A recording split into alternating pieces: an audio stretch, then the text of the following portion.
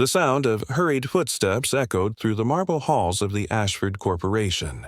Billionaire inventor and CEO Richard Ashford stood in the middle of his glass-walled office, gripping his silver watch so tightly it left marks on his palm.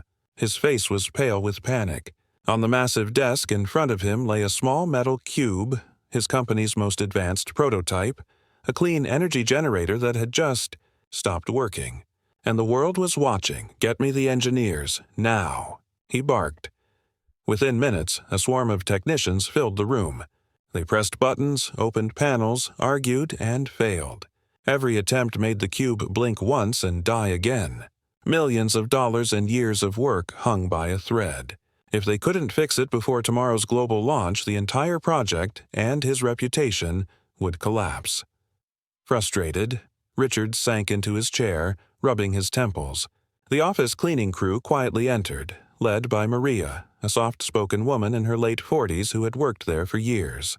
She moved carefully around the chaos, whispering to her daughter, Lily, who had tagged along because her babysitter had canceled last minute.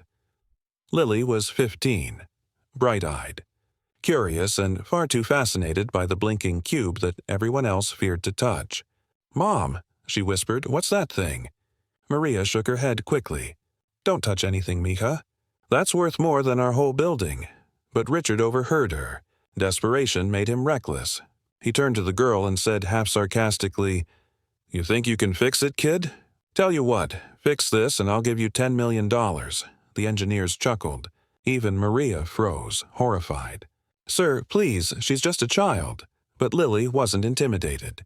She stepped forward, eyes locked on the cube. "What if it's not broken?" she asked softly. "What if it's just confused?" The room went silent. Richard stared at her. Confused? Lily crouched beside the table. Her small hands brushed the metal surface as if comforting it. "Machines follow patterns," she said, her voice steady. "When they stop, it's usually because something's out of sync. Maybe it's not the hardware, it's the rhythm." Without waiting for permission, she found a hidden panel on the side and tapped a series of buttons. Her fingers moved with instinctive precision. She'd spent years watching YouTube tutorials, fixing old radios in her tiny apartment because she loved making broken things work again. The cube gave a faint hum. The lights flickered. One of the engineers gasped. "What did you do?" Richard demanded, stepping closer. "I just listened," Lily said quietly. "When it blinked, it made a pattern, short, long, short. It was trying to reset itself, but your system override kept stopping it."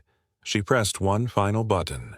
The cube glowed brighter and then, suddenly, burst to life.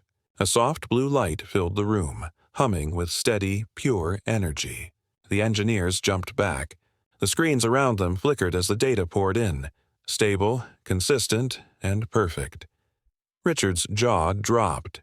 "That's impossible," Lily smiled shyly. "You said if I fixed it, you'd give me $10 million. The room erupted in laughter, but Richard didn't laugh.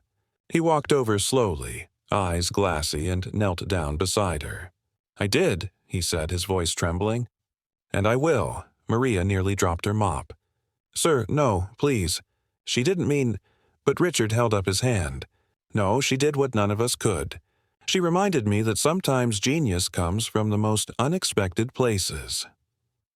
2 weeks later, Maria and Lily were invited to a grand press event. Richard stood on stage beside them, the cube shining behind glass.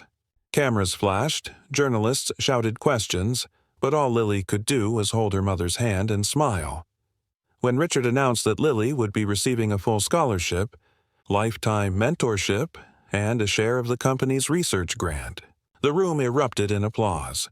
He didn't just give her money, he gave her a future. As they walked off stage, Maria whispered tearfully, "You really did the impossible, Mija." Lily looked up at the lights, still glowing blue above them. "No, Mom," she said softly. "I just fixed something everyone else stopped believing could be fixed.